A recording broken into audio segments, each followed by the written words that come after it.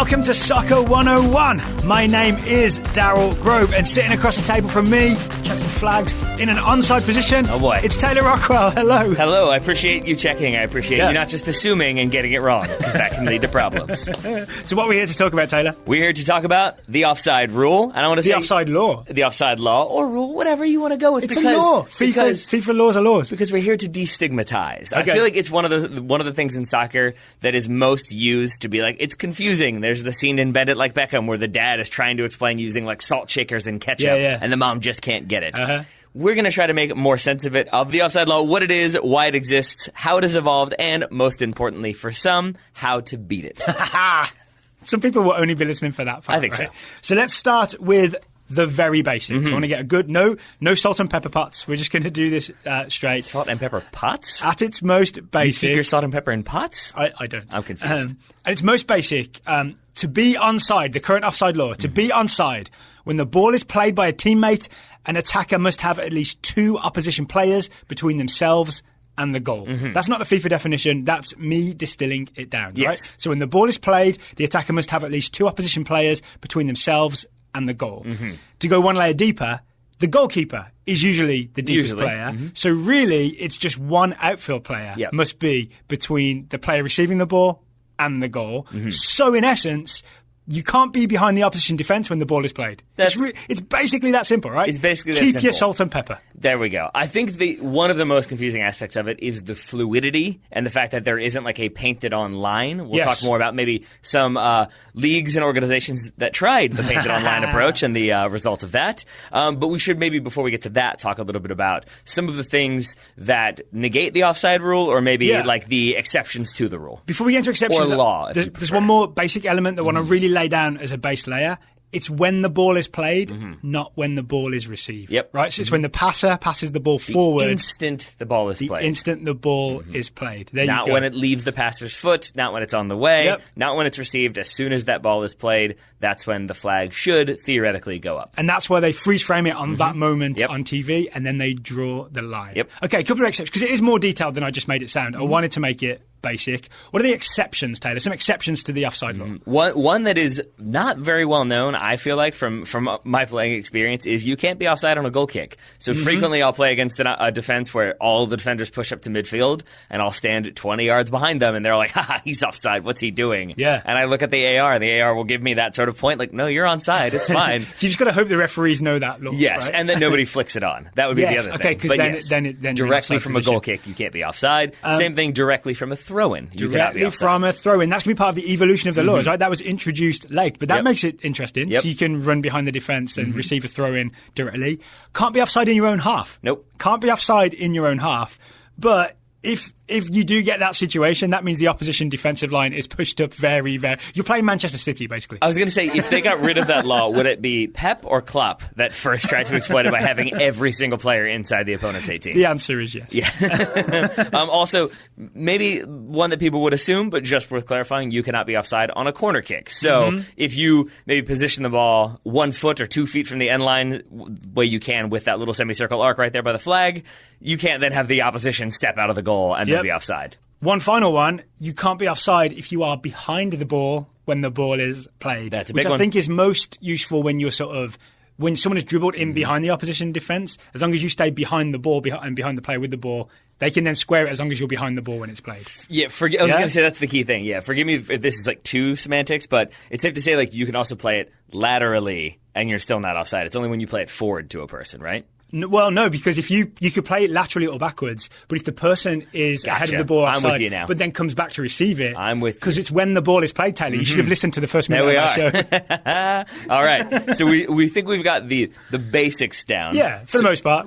We'll get more detailed as we go. I hope people are following along with us quite easily. I mean, it certainly would be easier if we had like a way to make a podcast video or like have graphics to go with it. Those are called videos. Yeah. Okay, so here's the big question.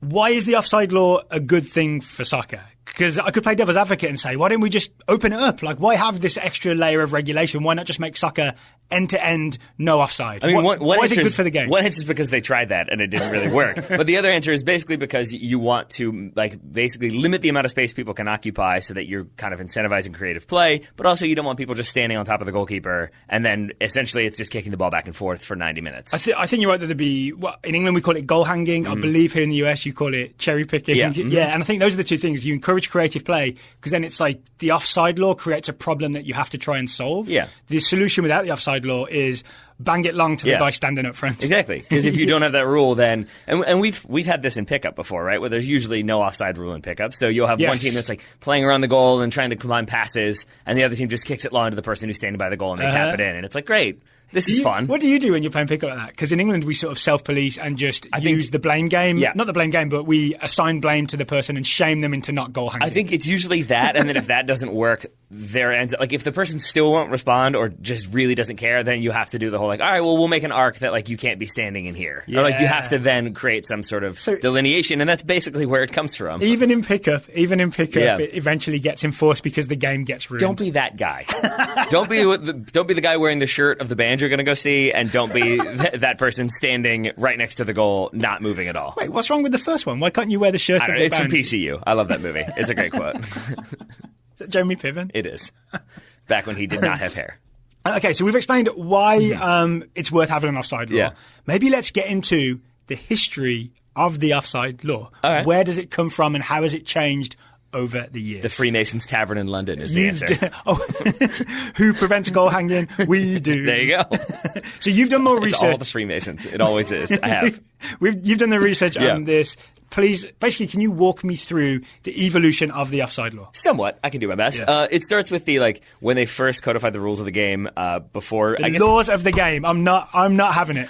Laws of the game. So when they made the rules in 1863, so this is before FIFA, right? So it's basically up to... Bunch of British people. I think this is when they created the FA in the first place. They established some laws. You're welcome. One of them was the offside rule, which at that point was essentially just any attacking player could not be ahead of the ball. So any attacking player ever cannot be ahead of the ball ever. Yes. Can you imagine? So basically the only way to move the ball forward is by dribbling. You have to then dribble. It incentivizes individual dribblers because that's what the game was thought to be. It's one person bringing the ball forward, everybody else supporting that. It's very much like rugby, from my understanding. Yeah, and my guess is that this is part of the split between rugby and soccer, rugby football and association football, and this is some weird middle ground, right, when the two are a bit more closely related. Yes. Okay, so I want to stick here a second. So I want to imagine watching one of these games. You get the ball, you dribble forward.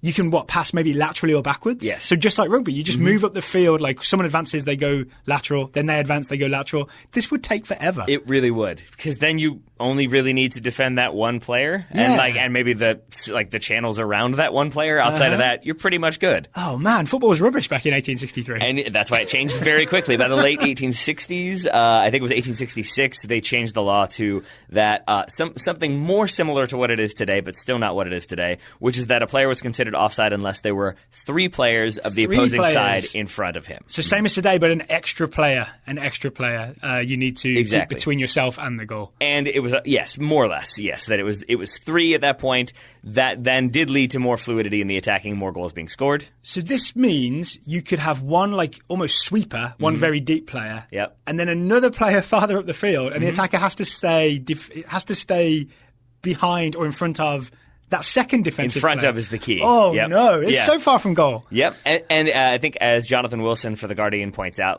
then you could commit one of your fullbacks forward and never really worry because you've still got three back there. Yeah. So you never really get punished for committing numbers forward. But as a result, no one else can commit numbers forward, so you basically have the game played in this one very 15-yard narrow channel on either side of the half. It's a sliver of the field. I read, he used that phrase. I read that Jonathan Wilson article, and he essentially argues, and I think I agree with him, so I want to sort of reshare it with our listeners, that starting from 1863, there's that terrible offside law. Yeah. You can't be ahead of the ball. And it's just been a slow but steady liberalisation of the offside law. And each change has favoured the attacking team a little more. I'm assuming that's going to track with everything you're about to go through. Indeed. It favours the attacking team more each time. Yes, with the specific intent of getting more goals. Because really, like, as depressing as that might be, that's what it's about, is that attendances start to dip when there's a lot of 0-0 draws. Yeah. Goals make people come back. People want to see goals. So you find ways to incentivize goals, which means incentivizing attacking, which is why, say, in 1921, you basically, the law has changed that now you can't be offside on a throw-in. Right. So now, because before, it's really weird to think about. Yeah, why is that important? I read this and thought, that's not that important. But we talked off air and you basically persuaded me that this was a reasonably big change. Because if you imagine taking a throw-in and having the entire defense just push up to where you're taking that throw-in, now nobody can be beyond that throw. So it always has to go backwards. Because it can't even go lateral. There's probably a person standing right there waiting for you to throw the ball in. So you always are going backwards. So even from a situation that's designed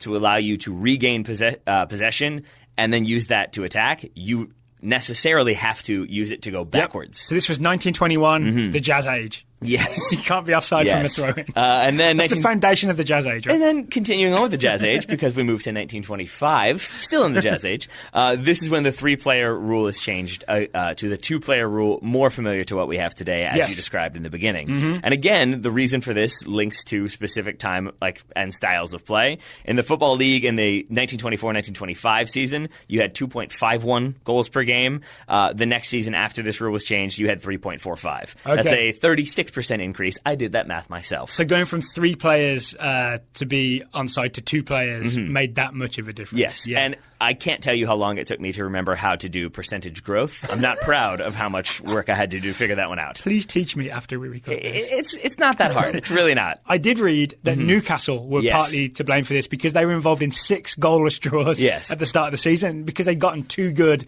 at using that 3-man offside law and just basically running an unbeatable offside trap. Yeah. And so this rule has changed to make it harder. This was pre-Alan Shearer, they didn't have a goal scorer. That's always the issue. Yeah, I did notice that it was like this unthinkable thing of like several 0-0 draws in a row, and it's like, I mean, that could happen nowadays, which is kind of an issue, I'll say that. But again, it's worth reminding, just because percentages and numbers can not carry that much weight, in the same amount of games from one season to the next, that's about a 1,600 goal increase in one season. So it shows you how much that worked to allow more goals and did have the effect of bringing more people back into the grounds to watch the games. Okay, and then from what I understand, we stick with basically that same sort of rule for a long old time. Until what most people would say, or many people would say, is one of the most boring World Cups of all time. 1990? There it is. Yeah. Yes. So this is weird. 1990 in England is very fondly remembered because England made the World Cup semi-final. There you go. Right? But when you step back and look at it, it's not that much of a fun tournament. Not so much. Yeah. And again, it's after everybody figures out, it's how it always is with change. Takes a little bit of time. Defenses struggle with it. Goals go way up. The offside Defenses law? figure it out, and learn how to adjust, learn how to even utilize it as an attacking thing. Yep. Goals go back down. Yep. So then you have to change. By 1990, we were back to 2.51. Can we stop for a second? I'm guessing this is, because this is also the time of, say, George Graham's Arsenal. Yeah. I know I only have English examples here, but because it's what I know best. But they have a very famous offside trap. So I think it's partly that teams are just getting very good at running an offside trap and catching people offside all the time. And essentially using the offside law as a weapon, a defensive weapon, so that attackers can't get through. Yeah, and I absolutely agree. But the thing that makes it more confusing to me, at least, is that you really, to go back and look at the way the offside rule has changed, you have to divorce a lot of the current reality from your understanding. Because this change in 1990 might not seem like that much. Which we haven't talked about yet, by the way. We haven't. But it is, if you think about it again, very important. And the change is simply that now tie goes to the runner. That before this, you had to have the defender in front of you, clearly in front of you, to be onside. Between you and the goal. Now it's as long as you're level, yes, then you're onside. And that might not seem like a huge difference, but then think about how often we try to you try to time runs against the defense that is kind of standing in a line. And if the goal being you're at full speed when that ball is played, but you're still in an onside position. But if Daryl Grove steps forward 6 inches, and now instead of him being right in front of me, he's a little bit level with me, I'm now offside. That completely changes everything because it's a yard of difference, but it's also seconds of difference and also a massive difference in the style of play. And it means if you're the assistant referee or at the time linesman, when you're looking down the line, now it's much harder to make a definite offside call. Exactly. Right? Yeah. Essentially, you're giving in the defense's favour. Yeah, you're giving the advantage to the attack instead of the defense. I want to call that the tie goes to the runner. Yeah, I mean, it should, and it does. And then there's a few more we can get to now if you'd like. There's a couple of more modern changes. Maybe we should take a quick ad break and get to the more modern changes, because I think this is where you get into not so much big picture changes as little tweaks. Yeah. So we'll get to little tweaks after an ad Which is always break. a good sign, right? If you're no longer making massive wholesale changes, it means that you're slowly figuring it out and getting closer and closer to a thing that should theoretically work.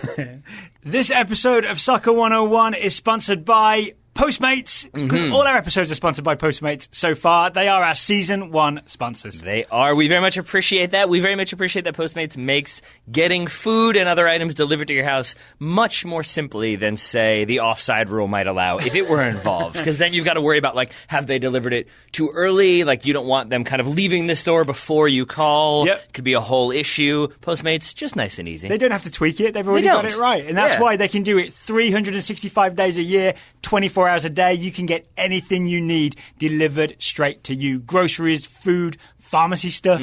Those are the three things that I want. I do like to think that the VAR officials are like in the stadiums like 365, 24 hours a day, just in case something needs to be reviewed. But that's me hoping that's the case. With Postmates, you know it's the case. So whenever you do need something, as Daryl already said, you can get that thing delivered. If you need sushi at 4 a.m. and there's a sushi place in your city that will allow for that, Postmates will bring it to you. I would advise don't eat sushi at 4 a.m. Well, actually, it's either very, very fresh. It's like morning sushi, or it's day-old sushi. Yeah. Anthony Bourdain. That's just some Soccer 101 advice. Anthony Bourdain in The Big Short, I think it was, taught me that don't maybe go to the sushi place Sunday night.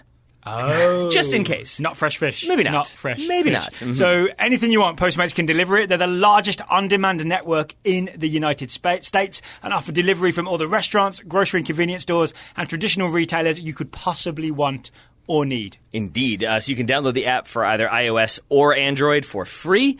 Browse local restaurants and businesses to see what's available. When you realize how many things are available and you decide to order, you can track your delivery in real time.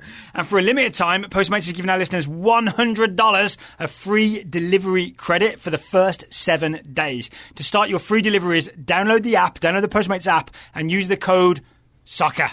Soccer.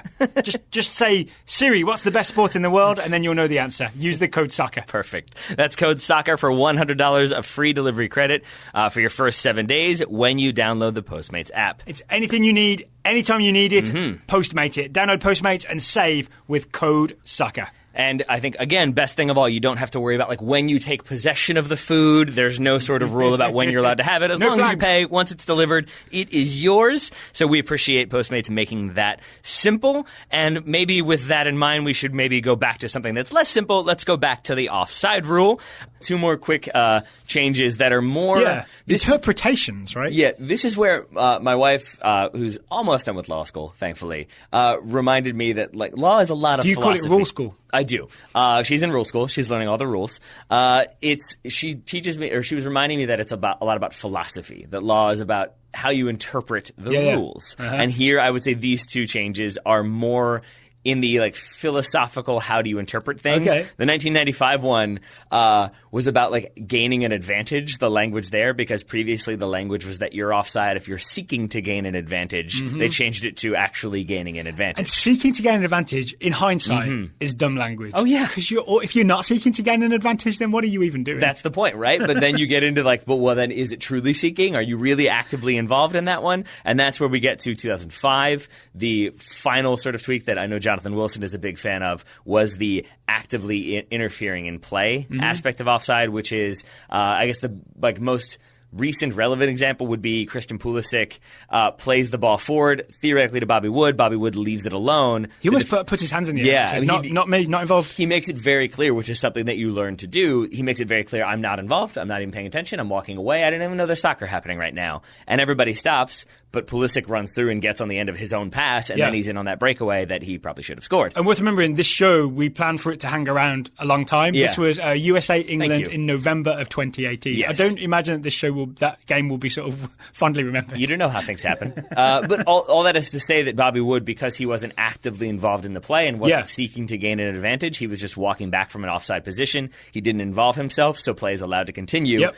Before these rule changes, the flag would have gone up, play is dead there, and it stops a lot of the attacking creativity. Okay, speaking of the flag going up, there were two recent tweaks, recent interpretations. Yeah. I want to say it was 2016, is when they changed when the flag goes up. I want to talk about this first, because it's a little complicated. All right, let's talk about it. What's complicating it? So 2016, a couple of little changes was instead of the assistant referee just putting their flag up as soon as the ball is played and someone is in an offside position, they now wait until the player receives the ball, basically, right? And I think a lot of people have found that frustrating because you have to wait and maybe confusing because it almost looks as if it's when the ball is received as opposed to the original thing of when the ball is played. Yeah, I would agree with that. And then I would add it's also frustrating, I think, for defenses because if you've correctly held a line, like maybe right around midfield, and then the flag isn't given or raised until they're 20 yards from your goal, even if you get that free kick, you're now taking it 30 yards further back from where you set that line. I'll do you one better and say it's scary. It adds a moment of scariness because you think, wait, did we have a stray? Like, do we have someone who's accidentally sitting really deep and they're not actually offside? So it gives you like a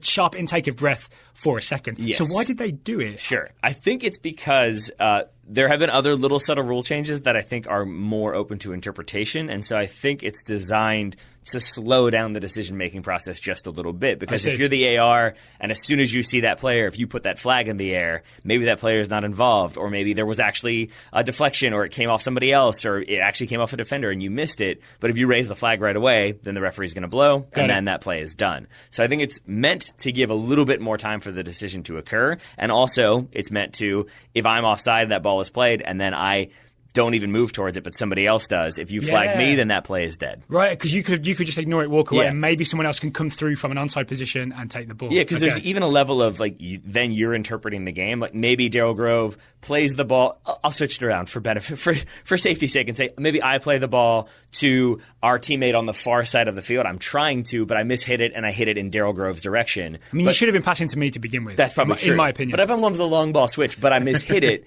And you leave it, it's not necessarily the ball for you. And if the referee thinks it is, the AR thinks it is, then they're interpreting the game in their own way as opposed to like letting the play out and see like, oh, Daryl didn't even make a play on that ball. It went through, and actually that far-sided attacker went through, and he was onside, so we should let this play continue. It's about, I think, letting play go on just to make sure that it's the way it looks on the first viewing. And the other tweak was if a defender plays the ball on the way through, then the player is no longer considered. It's no longer an offside offence, even if they're technically in an offside position, right? Yes. So imagine a normal offside play where a midfielder plays a through ball, the attacker is behind the opposition defence, they're in an offside position, but a defender steps, tries to just kick the ball clear, slices it, it ends up going behind him. That player is now onside and through on goal. Yeah. Right? It's almost like, I don't think that the interpretation uses this rule, but it's almost like it resets the play if the defender makes an honest play on it. Yeah. I mean, but that's the thing then is like what constitutes an honest play. Yeah. Because, that's a phrase I just used. That's not necessarily... but I think it's kind of true. It's an intentional play or you're making an intentional defensive act. But it is the case that like that this rule I think is one that is still interpreted different ways by different officials at various levels. Because I think we'll play in a game, TSS, Total Soccer Show consultant Scott Zawadsky, referee consultant Scott Zawadsky, who's been on the Total Soccer Show previously, he will call it a certain way. I'm not sure other officials will because I think there's some hesitation there. But if a defender goes up and barely flicks, like doesn't win the header clean, but like just barely touches it and flicks it on and then it's to an opponent who's standing 30 yards offside, the new rule is that defender has made an intentional play on the ball, even if they didn't play it the way they intended. Oh, yeah. It then still allows that other player to be onside. I don't know if you know the answer to this because I'm not sure that I do, and I should know it. What if it just accidentally banks off a defender? Like, what if I am passing the ball through and I intentionally just blast it at a defender's butt and it bounces off of the defender's butt and goes through to someone else? I mean, I don't know other than to say that I think I think we asked this question to Scott when he was on the show, and I believe the answer was that player is then onside because even though you, the defender, aren't necessarily making a play, you're involved in the play, and I think it could be argued that you should be aware because why is your back turned to a player with a ball? I guess it's an unrealistic hypothetical because why would you take the risk of trying to bounce it off someone's butt instead of just trying to play a legal ball? Because I mean that is a thing that rules change to accommodate specific types of behavior like that. There's the rule change or just the adjustment of the law that a defender can't just step off the field because that was an approach that teams would take is, we have two players behind the ball. Now I'm going to step off, and now I'm not involved anymore. Now it's only the goalkeeper, so that player is now offside. They changed that rule, so if you step off without permission, you're still considered to be on the field. Yeah, and you get a yellow for stepping off without permission, for one thing. You're almost like considered to be on the field at the point where you left, right? So it's like it's as if you're standing on the end. Exactly. Right? All right, we've wandered into maybe a few confusing elements about offside. I think if people are with us this far, they can go to some of the confusing elements. So what are some confused questions that you've got about offside, for example? Like me or that I've seen? Both. Because one key one that I have both seen and heard, seen written and heard asked before is, so if a player starts his run in onside territory when the ball is played, but he receives the ball in offside territory, is that allowed? And the idea there is I think that still people have this idea that there is a specific territory or area of the field that is offside. Like you're imagining like a painted area that's where you can't be. And it's all fluid. It's all dependent upon that back line and the numbers you have there, the numbers you have between you and the attack and the goal when that ball is played. Yeah. So that's one thing is like you can't really look for a line until the replay when usually they will draw you a line to show you, yep, that's correctly given as offside or onside. What about the idea of being active in the play? Right, that's a thing. That's a thing that I think is in the laws about the player is it's an offside offence when the player becomes active. What does that even mean? Yeah, so I mean, the eternal question. There's lots. The answer's 42. Again, there's lots of legalese. It should be. That would be simpler. There's lots of legalese about it because it's if you are. If you're making a play, if you're running towards the ball or receiving the ball, then you're actively involved. Yeah, it's a good obvious one. Right? Yeah, but it can be the case that if I'm offside and I step in front of the goalkeeper so the goalkeeper can't see the ball anymore, then I am actively involved because I am preventing the goalkeeper from having good enough vision or clear vision. I'm obstructing line of sight. That's a really good hypothetical, right? So say it's probably better for you because you have a better shot than me. You're shooting from midfield and there's defenders in front of you. Yeah. But I'm just like in an offside position, not touching the ball, blocking the goalkeeper's view of your shot. I haven't touched the ball. I'm definitely active. I'm definitely involved in play. I'm definitely obstructing the goalkeeper's view. That goal's not going to count, right? It's going to be offside called on me, free kick from where I was standing. I would agree. Yeah. Then the wrinkle comes in, and this is where I say, I think a lot of it comes down to the way that referees are told to interpret it by whatever organizations they work for or report to. But the word stationary is in stonecutters. Sorry. The word stationary is in the laws of the game, and I then wonder but if Daryl Grove is just standing static and not moving, but he is obstructing the view of the goalkeeper, he isn't doing that intentionally because he's standing still and trying not to be involved. Yeah. So then are you actively involved? And I think that's where it comes down to the interpretation of the official. I think logically a good official would say, why else is he standing there other than to block the goalkeeper? Because also then what's he doing? Because then it also sets up that Daryl Grove might sprint over and then stand in front of the goalie and then you're stationary. Yeah. But would the act of sprinting constitute an intentional movement? This is, again, it gets into a lot of discretion, which is why referees have a very thankless job. Do you have any more confusing elements before we move on to how to beat the offside trap? I do. I have one more, and it's a quick one, I think, but it's basically that if I'm an attacker, if I'm in an offside position, the ball is played to me, and before I receive the ball, before I've become actively involved, if I am then fouled, say there's an over-eager defender who comes running back and knocks me out of the way, that foul is going to be given because technically offside hasn't been called yet. So defenders, just word of the wise, don't go barreling into people because you think they're offside. Yeah. That penalty can still be given. Yeah, that's the chronology of decisions. Yeah, exactly. Right? And what supersedes what in terms of the linear way that they happened. Right? Yes. That actually makes a lot of sense to me, but I can see how you would a defender could feel like they're allowed to do that. Agreed. That's like a defender exacting their own justice, right? Yeah. Not letting the referee just call them offside. That's how it should be. That is not how it should be. That'd be the Wild West of soccer. Okay, How to beat an offside trap. I've actually forgotten a lot of them, but I typed up a lot of notes because I don't do a lot of beating offside traps. I'm more trying to trap someone. What are some ways that really good attackers use to get around the offside law legally, but cleverly? I mean, the basic one is timing of your runs and knowing, and maybe with that comes either in the game learning what their like intentions are or how they prefer to defend, but also if you're a professional watching footage and seeing, this center back tends to drop a little bit deeper, so I'll start on the one center back and then run across to the one who's a little bit deeper. That will give me that space. So it's kind of evaluating what the defense is doing and how coordinated they are in keeping that high line or that line together at all. There's even a more basic timing of your run, which is just to start from deep. Yep. You can sprint full speed, build up a real head of steam, and just you rely on your teammate to play the ball at a time when you're in an onside position. So then by the time you break the plane of the defensive line, you'll be through and the ball will be meeting you. You've broken the offside line, right? Yeah. So it's all about timing. Yeah. I got another one for you. What's that? Just dribble straight through. That also works. Can't be called offside if you just dribble straight through. You sure can. It's the original 1860 version. It is 1863, and it can also be helped by people making those full speed runs that you talked about. But maybe they do stray into an offside position. But if you're the defense, maybe you just like get a little bit stretched or spread wide, trying to make sure, okay, he's offside now. I don't need to worry about it. But if you've taken 2 steps to the right when the person on the ball is in the middle, that's 2 more steps that person can run through. So even those runs can help with it.